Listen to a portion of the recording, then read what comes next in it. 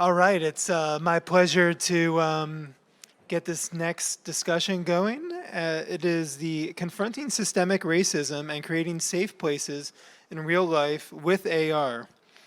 The moderator is going to be Jessica Lindl. Yeah. Did I say that? Okay. And let me introduce her, and then she'll introduce the rest of the panel. For more than 15 years, Jessica has been a champion for social impact, working to improve learning outcomes and earning potentials worldwide at both for-profit and nonprofit organizations like Unity, Common Sense Media, and Glass Lab. Jessica started using Unity as a platform for social justice impact and fell in love with the power and scale of the platform as a means for making change. Without any further ado, here's Jessica. Thank you. Thanks, everybody. I'm just wondering, maybe if I stand up too, I'm realizing, yeah, if everybody can see our esteemed panels on the other side. Great to be here today. Thank you so much for sticking around. I am thrilled to finally be here in person, and grateful that my first in-person experience is with this panel. Incredibly exciting.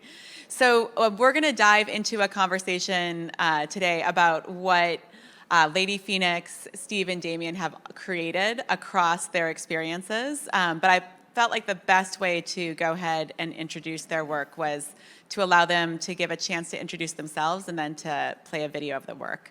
So we're going to kick off first with Lady PheOnix, if you want to introduce yourself and your work.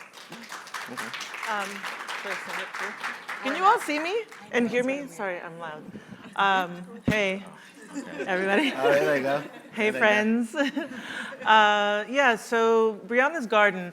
I've actually been looking at this title and kind of like, I've been in practice of positioning my language and myself and the way I see things from a life-giving standpoint, like a positive standpoint. So with Breonna's Garden, I'm actually not confronting systemic racism, but what I'm confronting or I'm inviting is healing, systemic healing, if we want to remix the title. Yeah. And so in thinking of healing and centering healing, I created a safe space for Janiyah, who's Breonna's baby sister.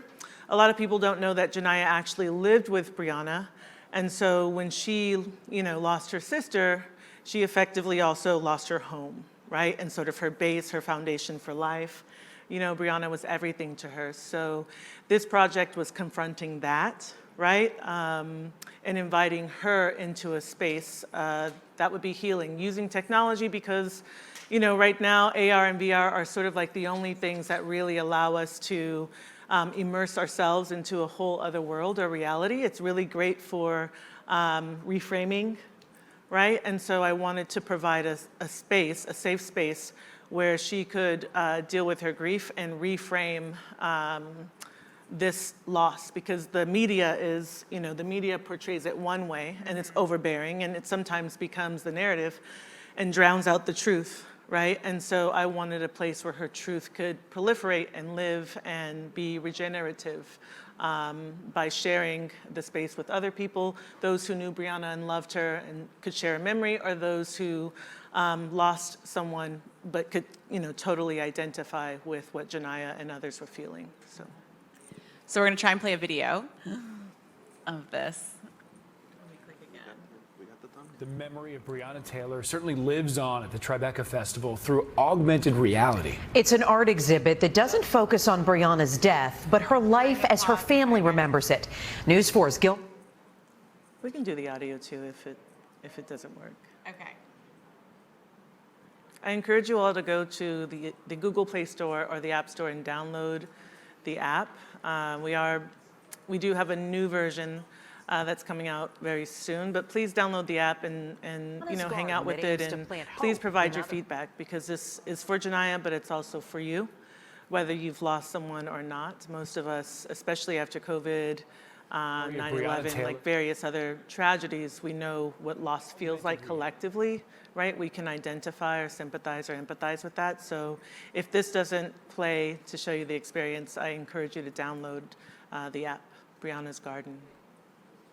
Do you want me to try and just see if we can do it with the audio too? Mm-hmm. Okay. All right, we'll try again. Tribeca Festival through augmented reality. It's an art exhibit that doesn't focus. the Tribeca Festival through augmented reality. It's an art exhibit that doesn't focus on Breonna's death, but her life as her family remembers it. News 4's Gilma Avalos with Breonna's garden that aims to plant hope in others. In the month Breonna Taylor would have turned 28, her family celebrating her life with flowers. This is a living, breathing garden in honor of the young Louisville woman whose name galvanized people across the country. A rallying cry for racial justice after the young EMT was killed by police during a botched raid. She was not the focus of that raid. To her family, she was a loving daughter, sister, and girlfriend. And in this virtual garden, they can spend some time with the woman they knew. The memory of Breonna Taylor certainly lives on. Oh, bummer. I was hoping that, so in that, and you know what, I'm gonna post it to my Twitter. I'm YesLadyPheonix, PheOnix. I'll post that interview to my Twitter, and you can see it. But Janiyah says toward the end of the interview that she felt like the garden gave her sister back. And that's beautiful because she actually didn't have the opportunity to say goodbye to her sister, right? She expected to return home and, you know, be goofy with their sisters, watch TV, do whatever, you know, they would do. And so this, in a sense, too, gives her, you know, just an opportunity to, again, process the grief, reconcile with certain difficult feelings, and add a bit more healing Festival to her through journey. augmented reality. It's an art exhibit that doesn't focus on Breonna's death, but her life as her family remembers it.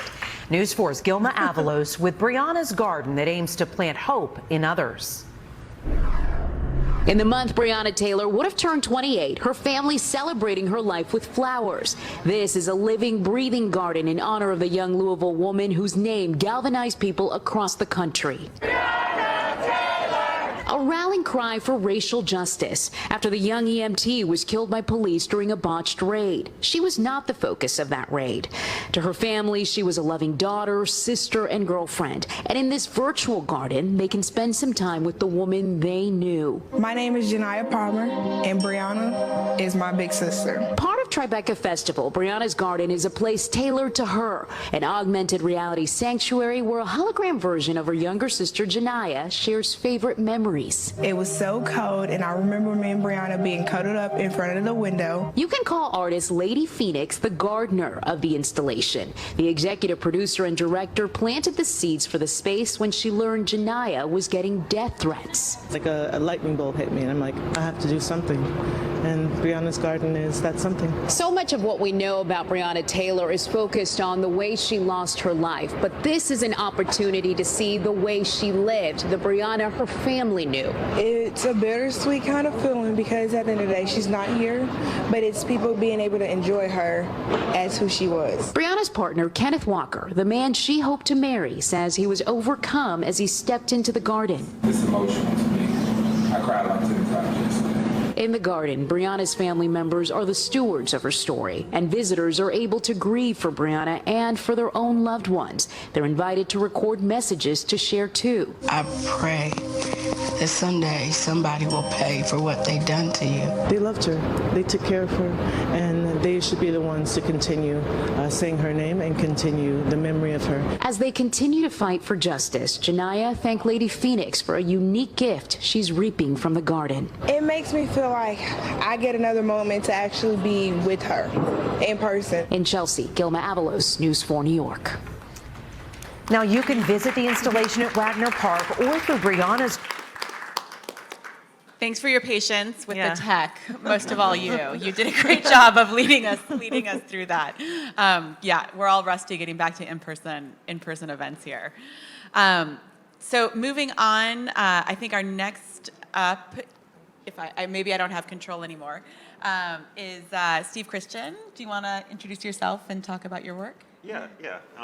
I'm Steve. I am a medical student and a creator that sort of just stumbled into the AR space pre-pandemic, and then it just so happened that like AR was sort of like my saving grace. I was also in Portland when all like the crazy stuff was happening, so like if you guys watched the news or was alive, it was going down there. And I think looking like to that point, sort of looking at the, the title of this talk, that is exactly what I was like searching for when I was just trying to create something. Because mind you, we're in a pandemic.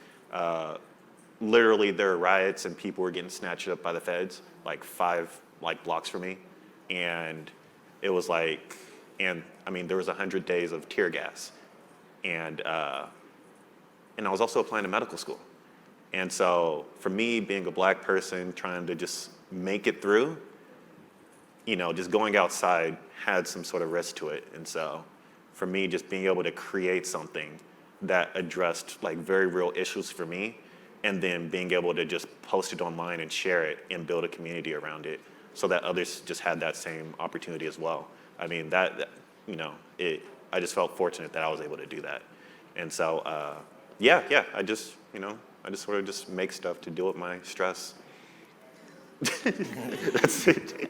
Are you guys able to help me with the next video? There we go. Okay, I think I can. There we go. We'll see how this one goes.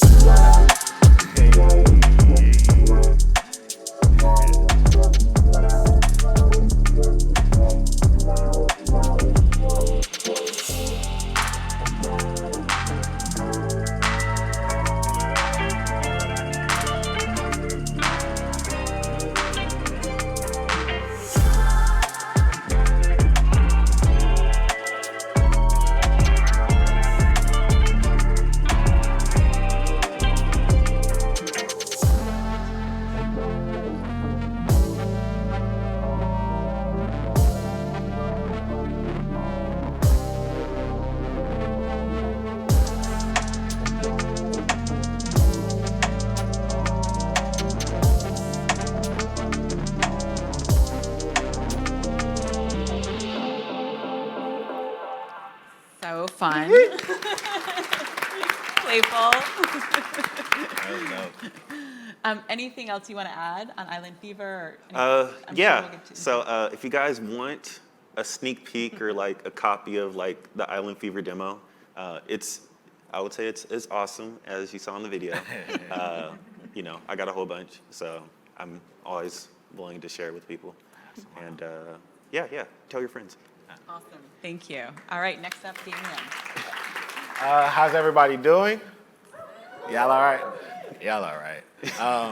My name is Damien McDuffie. I'm a creative technologist and a digital archivist. I got into the immersive space just in my need to share archives with my family. I'm also my family's archivist. And a lot of my time actually started about 15 years ago, finding a box of photos that my grandmother had in her closet. There was one photo that fell out, and it was a photo of my mom and her sister, her twin sister and her cousins. And when I was looking at that photo, I was like, I know that's my mom, but that wasn't that wasn't somebody I had known. She just seemed like she had so much agency and so much it was just something more, and I really wanted to learn more about it. And that just kind of like put me down the rabbit hole of digitizing all of the photos, traveling to Ocilla, Georgia, where my grandmother was born on a turpentine plantation, going to Yakima, Washington, recording all of these stories, collecting a lot of video, collecting a lot of photos, and having these like larger than life stories. I actually went and reconnected with like a lost branch of our family that's been disconnected since like the 1910s. And what you can imagine is I have like all of this information. And one of the things that I remembered is the person that was still connected to our family in like the Chitlin Circuit in Georgia and all these places, who took me around to meet a lot of these people had passed already. So I'm literally like the only person in my family who knows where to go in Ocilla or where to go in Mud Creek, Georgia to find our great-great-grandfather, George Jenkins. And as I kind of grow into a professional archivist with the Black Panther Party archives and digitizing those and seeing how precious they are, really wanting to share all of that stuff, but not really being able to because of copyright or because of just delicacy. AR was the first place that I've seen that converged all of my interests from writing to technology to storytelling and all of that. And now I'm able to call all of these items and help people see what I see. So what I've done with all of that is really try to create what I'm calling the AR Museum for the People. So we created a augmented reality platform for Black art in the Black Cultural Archive. And the idea is for us to just go around and make museums of Black neighborhoods. So that's Black neighborhoods like where I'm from in Oakland, putting Panther archives in the walls and things like that, but also going abroad to most recently like Zanzibar and Kenya and teaching as much as I can to give folks access to the technology. So it was really important that I create my own app where other people will be able to create. And what I find is the most important thing is just being able to find an entryway into immersive technology.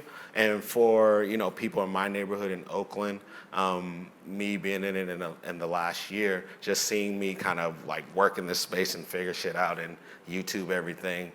So many people in my neighborhood has so many ideas around how to use it where 6 months ago they hadn't even heard of it. So I'm really an advocate of like figuring out ways to restore community control of technology, which is a Black Panther Party tenet, something that they wrote about extensively. And my idea is to try to figure out how to bring that to the forefront and make it interesting for a lot of people.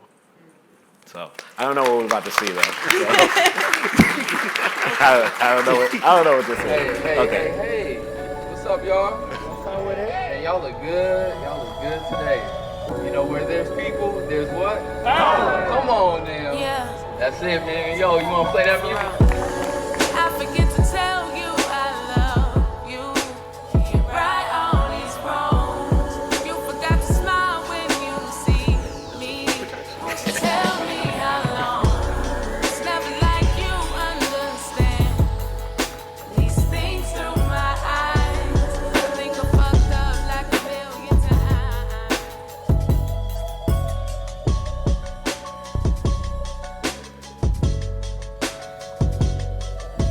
I really want to make sure that our families in Oakland, our local people, are very involved in the metaverse and involved in evolving our position. Power to the people! Power to the people! All right, thank you all so much. I really wish I make the video. I wish there was more than 30 minutes left in this conversation because I have so much more now that I want to dig into. So, and I just want to encourage you guys to ask each other questions too, and just riff off of each other. I have two right now. Can I ask? Yeah. So did you work on Aku Dreams? Yep. Damn, I was getting ready to say.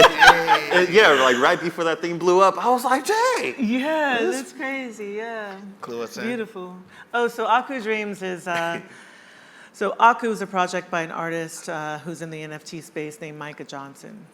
He used to be a professional baseball player turned artist. He completely left that life behind, and he also used art as a form of therapy. And so his nephew asked his mom, they were standing around, the nephew asked the mom, hey, can astronauts be Black? She got him a little like astronaut suit, and before he put it on, he started to put it on, and then he hesitated and kind of like put it to the side and said, Mommy, can astronauts be Black?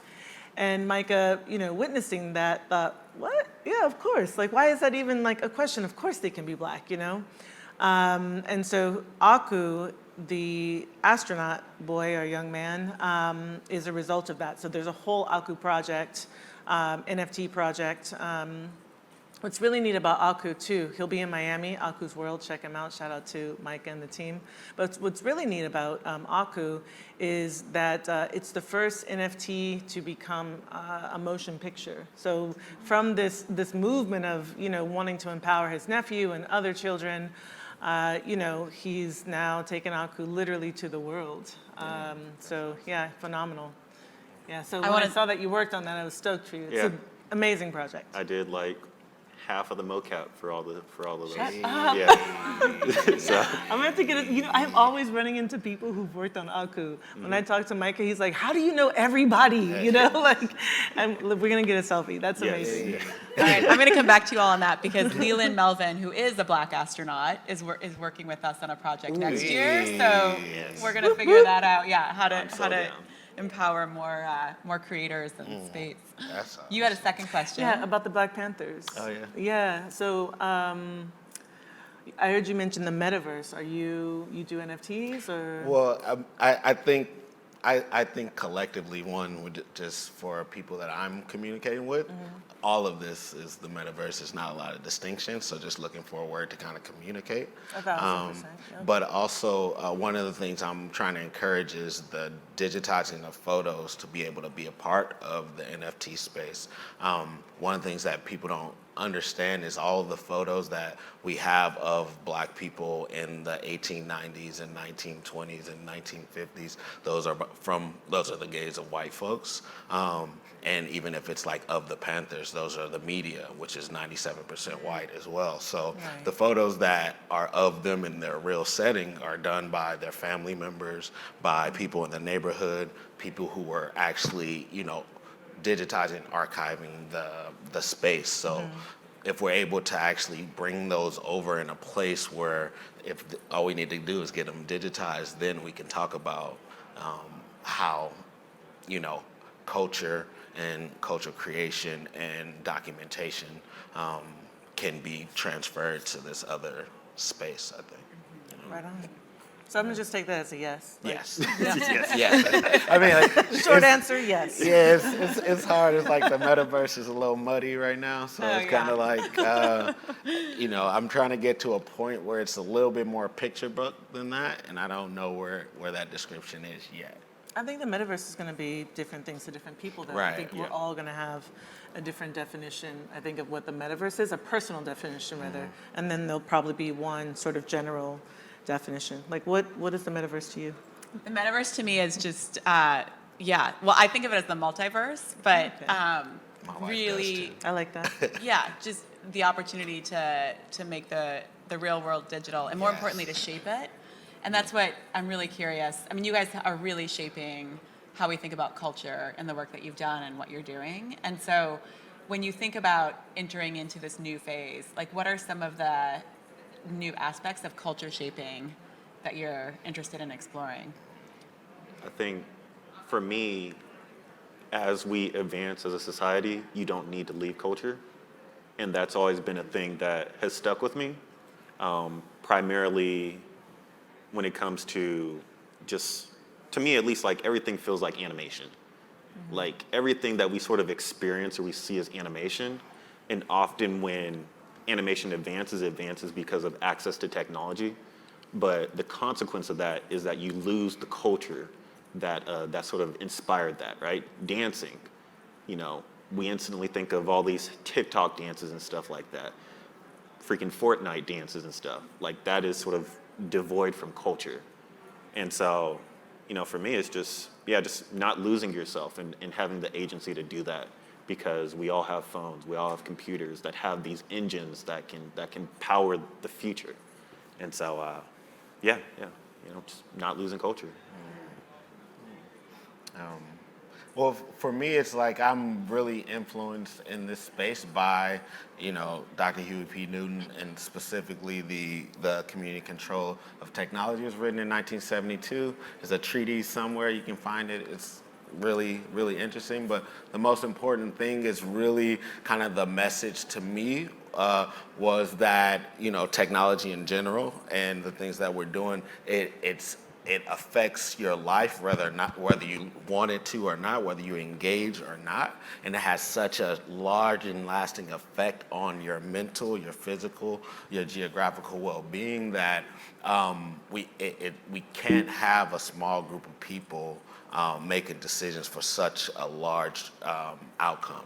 And that's one of the things that I've just started to try to reimagine the Black Panther Party survival programs as tech applications. So the idea is that, in the pursuit of community control of technology. So to get to a place where you can bring people at a Black Survival Conference, have 10,000 bags of groceries, a chicken in every bag,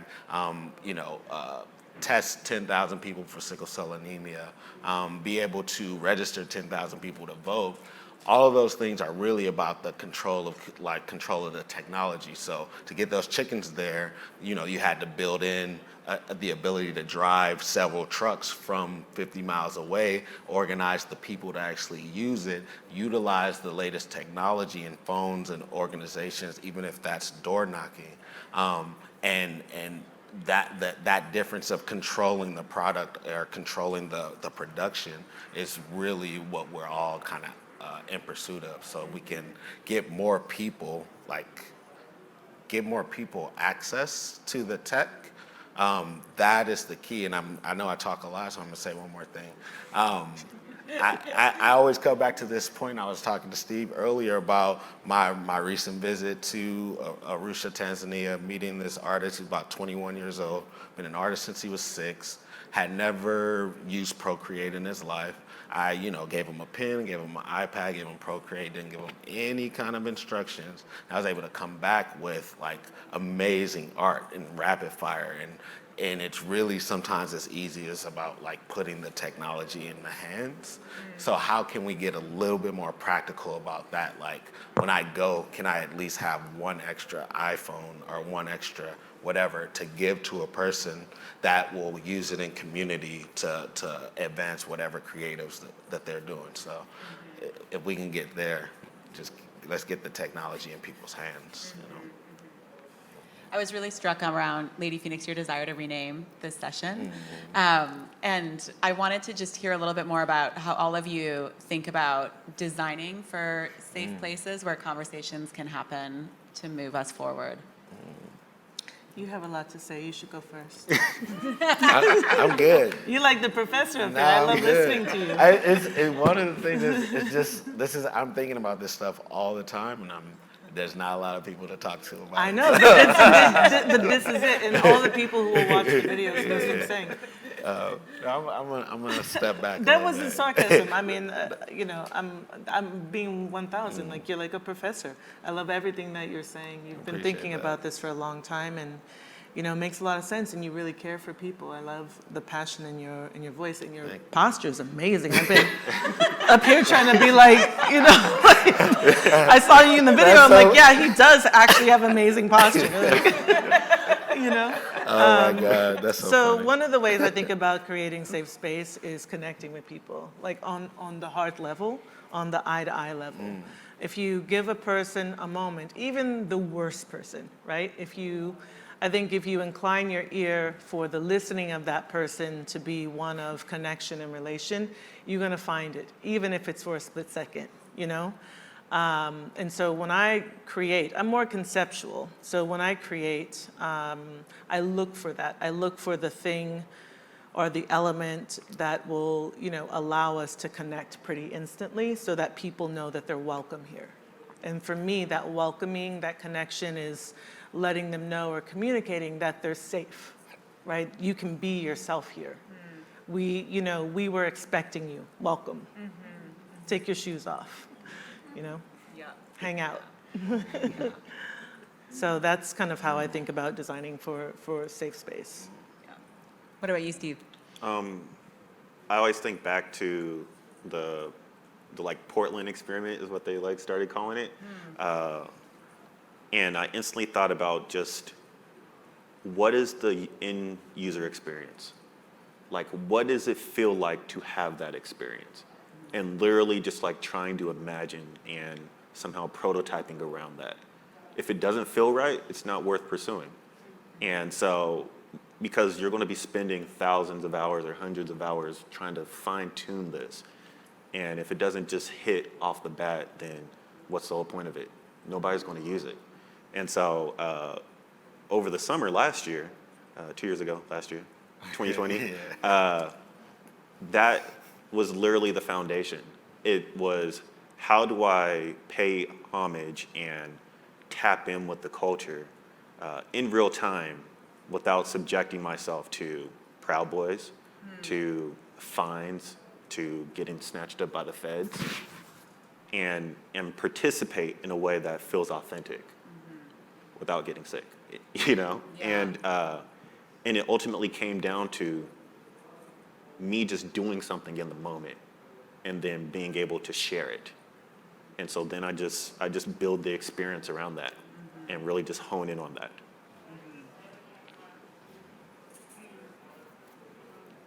Anything you want to add, Professor? I think one of the things that I always think about are, there's 3 people I think about actually. My niece, Breaonna, who's about 7. I keep wanting to say she's 5. My grandmother, who's about 82. And my father, who's about 65. My niece, just because I think if you can make it engaging for kids, then you kind of got it down, and it means it's easy to use. For my grandmother, some of the same reasons. There's so much intimidation with using parts of your phone that you've never even used for people, for my grandmother. For my dad, I know he just does not like being confused. So, and it's, you know, so like understanding that and figuring out, okay, if my dad got to this point, is this gonna make him say, nah, I'm done with this shit? Or I'm like, you know, am I gonna keep going? So I think it's just like ease is the most important, and accessibility for people that we're not always thinking about. Yeah, building on that, I'm curious how you all think about the audience or audiences that you're trying to design for, and then maybe there's different feelings for each audience and what you're trying to evoke. Like, how do you think through that sort of mindset behavior shifting that you're trying to engender? I think about the person, so I'm probably the only person that I know meeting these people that like does anything remotely. Like, I'm the only one that animates. I'm the only one that like reads comic books. I'm the only one that like does AR stuff by far, right? So I instantly think about like, who's the most resistant person to me like talking about my passion and saying, how do I make something or create something or explore something that would spark their interest? And if I could just find just a little bit of spark, like if I show them something, then I'm on the right track. And so it's easy for me because like, you know, I'm the pariah, right? And so really it's an excuse to tap in with the community and just say like, what do you guys want? Like, what do you guys want to see? What would just like blow your socks off that you didn't think would be possible? And then add Black people to it. Yeah. Magic plus Black people, Yes, which is like that's magic. Yeah. That's exactly it. Yeah, don't have anything. Next question. Right. Sounds good. So it really resonates with me how you go to Africa and Tanzania, other countries, to just think about how are you cultivating the next generation of creators? That's a lot of what I spend my time doing, is figuring out how do we make a much more inclusive creator base than what we have today, and then how do we empower those voices to really shape the world. So how do you think through, in addition to your niece, just like what the next generation looks like and what you're hoping they bring to the world? Well, that's something I think about all the time. I think Black Terminus is #1 mission is to inspire and develop the next generation of Black creative technologists. And I'm always thinking about how, the end of my app in terms of like how the purpose is for Black people to be able to enter into a space and feel comfortable there. How am I challenging people who are not Black, who might use the platform to use their talents to help people who are Black? I think like the big thing for me is like having real accessibility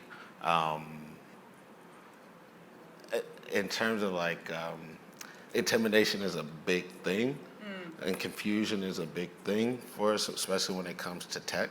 So I'm using like a lot of this to really just spark that next person. Like when I'm creating, I'm thinking about how am I creating something that's gonna get this person to say, oh, I can use this too.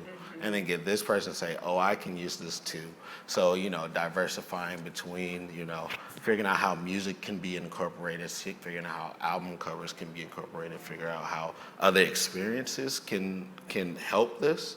And like in doing that, it kind of like, I'm hoping that there's somebody who sees me doing it who like just is a crazy good at whatever they see or whatever they want, and they're able to kind of like take it to the next level. So just going to these places and literally like introducing something to it, people to it, it's I don't know, it's really difficult to explain because everybody has so many of the skill sets necessary to be successful in the XR space. It's just kind of the concept hasn't been introduced yet. And once you see it, it's like, oh, just breaking open that, that curtain. It's just like pulling it back and seeing something. And then whatever comes in 50 years is gonna be what that is. So I think like for me, beyond, Breonna's garden, I think it's important for the next generation, this generation too, but I think it's important for the next generation to consider the people of forever. I think sometimes when we look at technology, we forget about the cultures who've been here thousands of years. The technology that's been here thousands upon thousands of years, and we think that, as the next generation, we've made something new, when indeed we haven't, right? We're one line in the bedrock, right? And so for me, when I have conversations with people, with young people, like I'm thinking of my godson, Genki, who's 10 years old. So smart. I mean, just like too smart, too clever, but like a deep heart. And it's so easy to think when you're that young, like you have all the answers because you have all the energy, right? They've mistaken their battery for their understanding, right? The battery's at 100. It's 9 o'clock, 10 o'clock at night. They still have questions, They still want to play. They still have more activities that can be done, right? And so I think it's really important for them to realize that there's value along the scale of life, from those like your 80-something-year-old grandmother to him as a 10-year-old. Everyone has something to contribute, but young people, when you want to create something, you have to look at what happened before. Those are the people of forever, like the metaverse, right? You were saying, metaverse is not new, right? People across all the cultures have had metaverse, but in different kind of permutations and different, the way they received it and experienced it or thought of it or defined it was a little bit different, but the form and function were essentially the same, right? And so as we think about young people on Roblox and Fortnite and all of these things, we think they're the people who are gonna make the metaverse, they're the people who are gonna make tomorrow. Maybe or maybe not. We may need to, depend on the 80, 90, 100, maybe 200-year-old if Google solves death. That 200-year-old person, right? Depend on their wisdom, depend on their life experience, right? I think, so for me, when I have conversations with younger people, I remind them to look at the people of forever, right? There are certain clues here that will help them be more successful and wise. And wisdom is a technology, right? So wisdom technology is what's most needed by young people, by the next generation. The ones and zeros don't actually matter that much, and the hardware can be destroyed by any natural or unnatural event, right? That's why we have insurance. The one thing that can't actually be destroyed is the wisdom technology, right? So for young people, they must incorporate that into their stack. Otherwise, what they build won't yield what it could. I love that concept. Like the folklore, in a sense, was the technology used to just pass down wisdom. Now we're using other mediums. Right. If I'm following you, and just there's. But when you say folklore, what do you mean? Just like old passing times? down, passing down stories, moving into writing. moving into technology. Like, it's all a medium. So it's not a myth, though. That's what I want. Yes. Yeah. Okay. It's Yeah. not a myth. Yeah. Okay. Cool. Just making sure we understand folklore to be the same thing. Because I said this to someone, they're like, yeah, like the comic books, and I'm like, no, not like X-Men, like real old people, like Australia, like, you know. Like folklore. Just wanted to be sure we're talking about the same thing. Steve's got the comics books. Yes, yes. Read my comics. Go ahead. No, I wanted you to have the space to finish what you were saying. I was actually going to move in a different direction. Okay, So cool. I was curious, and I think all of you have a really unique approach to making your work accessible. Like, I was looking, Damien, at your IG a couple weeks or months ago, and it was like you were at community events where people holding up the phone, and like T-shirts were telling stories. And so I just am curious on, you know, we've spoken a little bit about like the mediums, like how you think through accessibility and how everyone could engage it, as opposed to the most extreme, which is like high-end VR goggles and yeah. Well, I mean, when I think about a lot of that, I had a lot of good opportunities to travel, and you know, I'm also, you know, I used to be a journalist. I guess I still am. And I remember talking to this curator, Babacar, in West Africa, and we talked for 4 hours. And one of the things that he said was that, you know, Black people are the greatest storytellers in the history of the world. Storytelling comes from this place. That's the one thing that can't be replaced in terms of, like you're saying, the technology. The storytelling is an important piece. And for me, it's always like figuring out ways to tell, like, this stuff needs to be a story. There's no way around it. You know, one of my biggest, you know, loves is professional wrestling. And I get so many lessons from the way that universe is constructed. And you can have two things and two people in the ring with all these skills, but if you don't know why they're there, why they hate each other, why they need to be there, why you should be invested, then it's just some shit. So it's the story can, you know, carry you through almost anything, because that's about your investment as a person in what this universe is that someone's creating. I like that. This is the professor, man. I'm going to look at wrestling completely different now. Seriously. There's definitely something there. Anything to add before we open it up to questions from the No, audience? I actually want to hear from people. All right. Unless Hear it. Steven, You're sick of hearing from me. I get it. It's just that, you know, when we do panels, like, it's just like people talking at people and people having to be silent. It would be cool if it were more kind of like a round kind of table discussion. Workshop. Yeah, like not even a workshop, just like we're hanging out, like we're on the couch and you guys are sitting on like the futon or whatever. Like a little powwow. Yeah, powwow. Like you could easily just run up to legs. the mic and be like, well, what do you mean by that? Like, or that's a good point, or oh my God. You know, I feel like panels, hopefully panels in the future, will be more participatory. Yeah. So I would love if someone had a question or comment. Yeah. Questions, anyone? But you've been a great moderator. No, it's been fun chatting. This young woman, there's a microphone. Oh, there she goes. Hi there. I'm also a fan of pro wrestling, by the way. Hey. We should talk. Most people are. Yeah, but we should. Thank you so much, amazing creators. Talking about the future, the next version of the metaverse. Maybe I'm a pessimist, but I don't know. I see a lot of a dark side to things, also with commodification, gatekeepers. It's like, why, if we're becoming kind of like gods in training, building that next universe, why are we bringing a lot of problem from the real world into the next one? And so my question for you is like, what do you think are the values we should bring forth, and what traps we should avoid when we build that metaverse all together? I instantly think like having a healthy level of competition that is informed.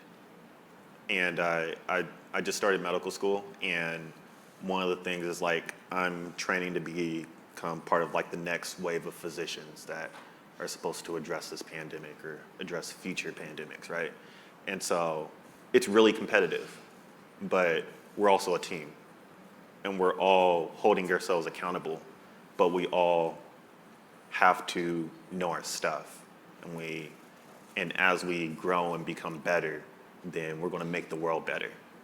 And so with it, having that healthy level of competition, but also understanding that people don't have the same access points.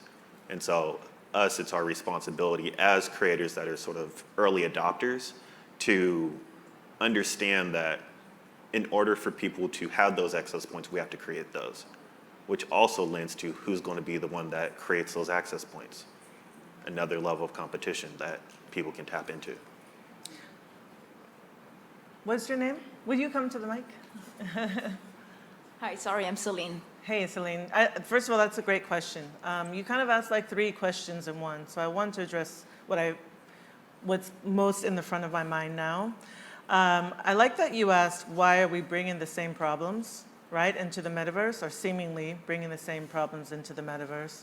Then I want to address what you were saying about having a pessimistic view, because the two are kind of related. And it goes back to what I said, actually, just a minute ago about the people of today trying to create forever. People from today cannot create forever.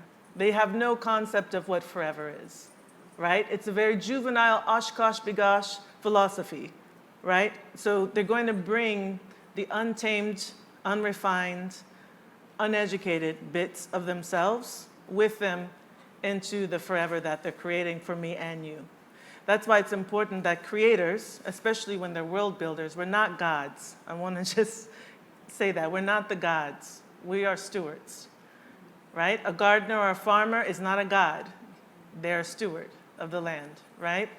So I think like it's really important before we consider creating something where people will live and rest their mind and their spirit and make relationships and transact. It's important to consult people from forever so you can understand how they remained living, how they, how they regenerated themselves. People who've been through the worst things still alive, how? Right? Those are the people of forever. You have to ask them how they remained, how they started and how they remained. Now you can go and build forever because you bring in the wisdom technology of the actual scientists and engineers of life, right, of culture. You bring in that education, that refinement with you into a new world. The new worlds that are being built now have no wisdom technology. They're all trash. Every single one of them. I know that's a very strong statement, and I meant it. It's trash. And the reason why you feel negative about it is because all of those worlds are dystopic. And why are they dystopic? Because people from today are making them. People are forever, they don't forget how to smile. That's why they're still around. They don't forget how to be happy. That's why they're still around. They don't forget how to persevere through the hardest times. That's why they're still around. And, you can't build a new world on misery. The people of forever understand that. So you have to ask them. So don't be down. The new world is beautiful, right? It reminds me of the fact that you call yourself an archivist, and I think this is also a very interesting thing of like collecting those memories and those things and keeping them close instead of always like building new blocks without stabilizing the foundation first. Right. But thank you, and I think, well, I love what you say about forever. People have never heard that before. It's beautiful, and it kind of like goes against that feeling that we get a lot in NFTs and metaverse, which is FOMO, which I think is very toxic. And like those forever people, I don't think they have FOMO, and I don't think they cultivated FOMO. And so thank you so much for this. Thank you, everybody. It was very powerful and very beautiful, too, and amazing. All of your stories. Thank you for sharing that with us. And your medical school and building these things. So that's a lot, jeez. Yes, I'm constantly reminded. And AR is just, archival information visually is just, AR is beckoning for that as a medium.